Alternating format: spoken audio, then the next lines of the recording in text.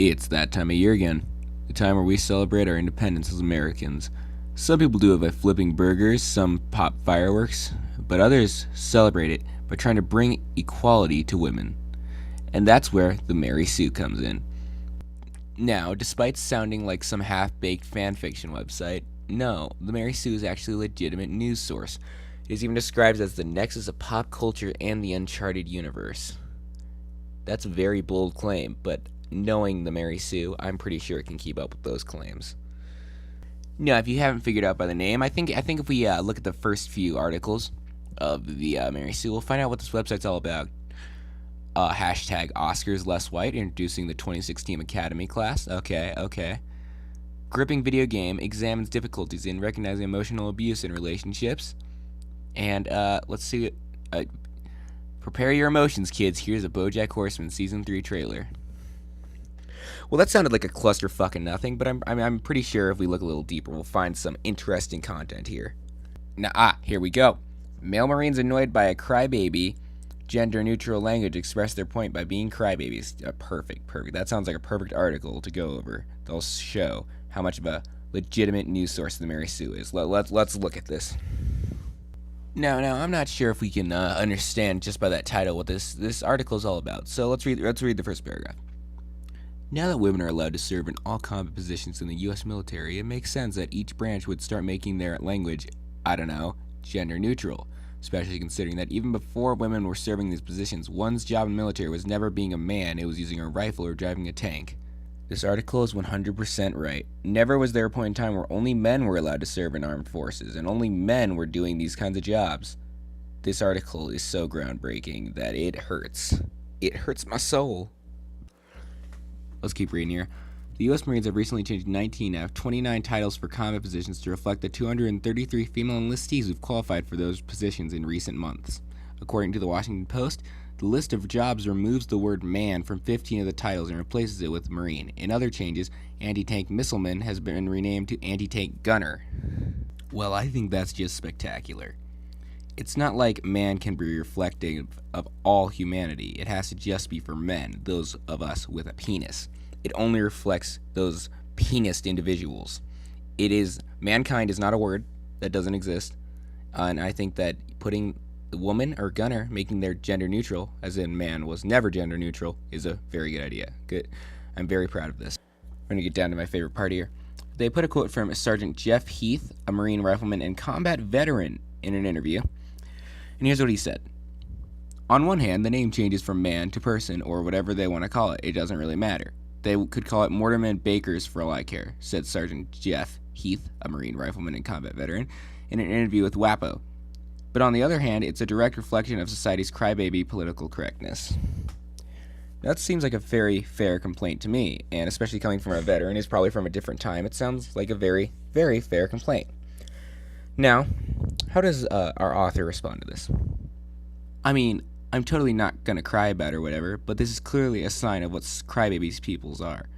Crybabies.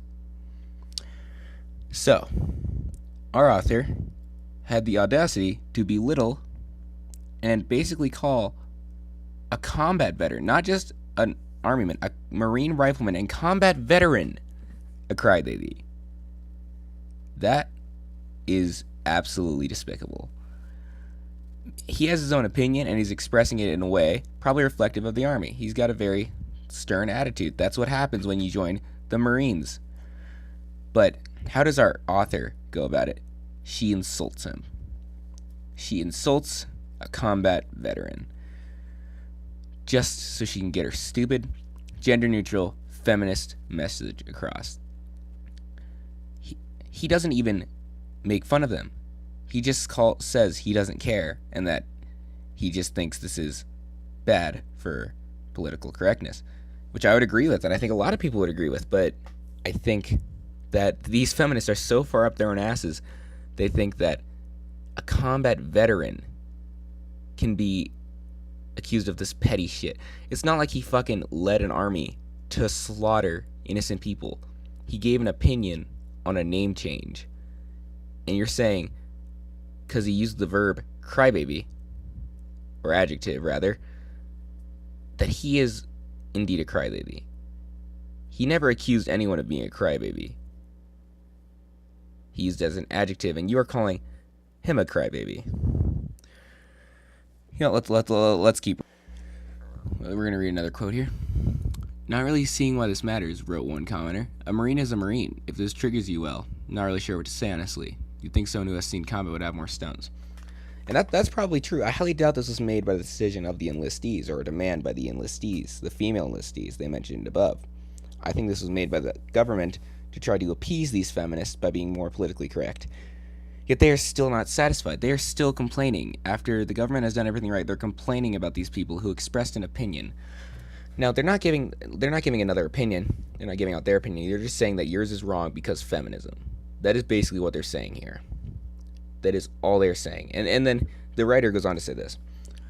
It always amuses me that women are considered the emotional, irrational ones, but the second you take the word man off of something, men have to bust out condensation and defensiveness. It's almost as if they can't help themselves. It's almost as if men are being irrational and emotional.